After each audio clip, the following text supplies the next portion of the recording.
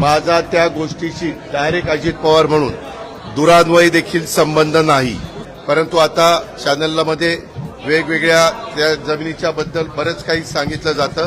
त्याची इत्थंभूत माहिती काय डॉक्युमेंट्स आहेत काय नाही, कुणी परवानगी दिली कुणी नाही, मी आपल्याला सांगतो. मी आजपर्यंत कुठल्याही माझ्या जवळच्या किंवा लांबच्या नातेवाईकांच्या संदर्भामध्ये कुठंतरी त्यांना फायदा होण्याच्या करता एकाही अधिकाऱ्याला कधी फोन केला नाही किंवा कधी सांगितलेलं नाही.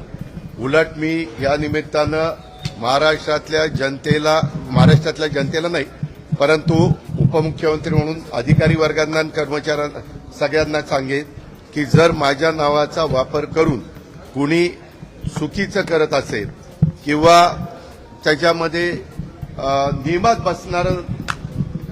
नियमात न बसणारं करत असेल तर त्याला कुठलाही माझा पाठिंबा नसेल.